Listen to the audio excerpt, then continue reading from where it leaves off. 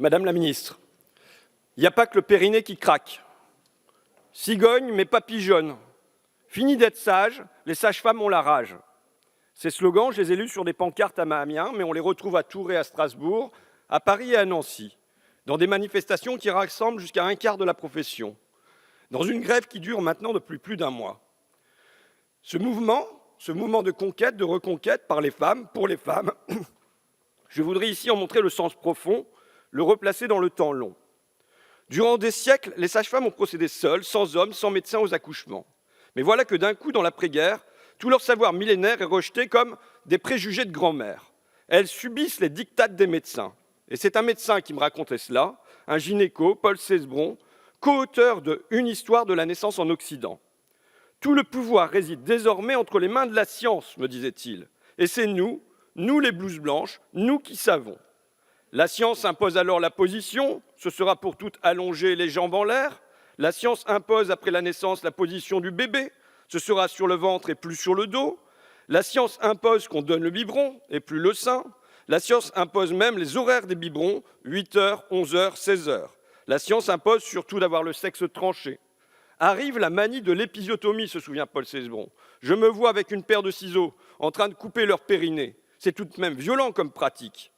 La science impose enfin la date de l'accouchement avec le déclenchement. À J+4, hop, on déclenche. Ça correspond, conclut Paul Cesbron, au fantasme de la toute-puissance du médecin. Le bébé ne naît plus, on le fait naître. La naissance est médicalisée, monitorée, technicisée, déclenchée. La femme devient patiente, presque passive, elle subit plus qu'elle ne choisit. Alors, à quoi assiste-t-on maintenant, depuis 10 ans, 20 ans? À un retour de balancier. Les femmes ne veulent plus subir, mais choisir. Choisir la position, accroupie ou à quatre pattes ou sur le côté. Choisir d'être déclenchée ou non. Choisir la péridurale ou non. Choisir, bien souvent, un accouchement plus naturel. Les femmes veulent reprendre du pouvoir sur leur vie et sur ce premier acte de la vie.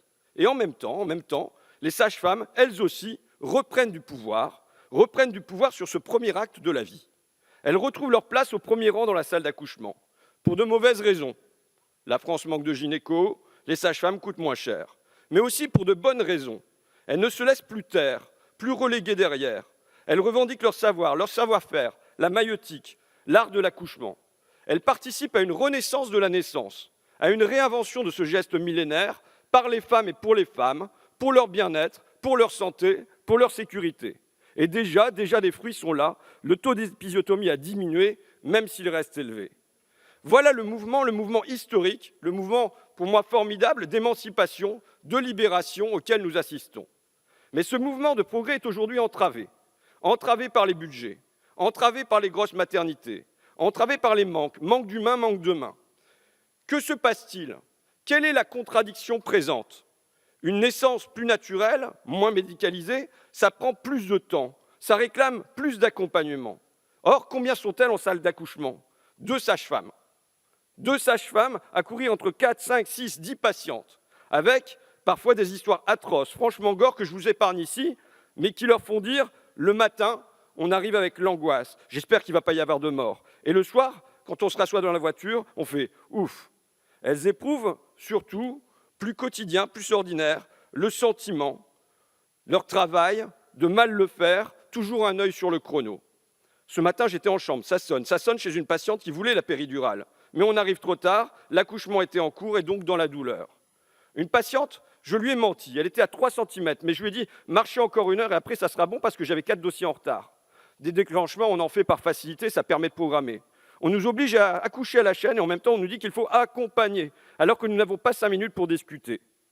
La crise d'aujourd'hui, Madame la ministre, les manifestations, les démissions, en voilà la cause essentielle. Le sentiment, la conviction de mal faire leur travail. La tension immense entre l'éthique individuelle, professionnelle et la pratique. Le fossé entre le désir des femmes, le désir des sages-femmes, que ce soit un moment à part, avec du merveilleux et du douloureux, avec du soin, du lien, et non un processus taylorisé, automatisé, monitoré et finalement déshumanisé. Voilà la tension à résoudre. Alors, les revenus rehaussés, tant mieux.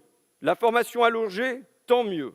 Mais si nous plaçons l'argent avant le temps, si nous traitons le porte-monnaie mais pas les cœurs, si vous ne relevez pas en salle d'accouchement les taux d'encadrement.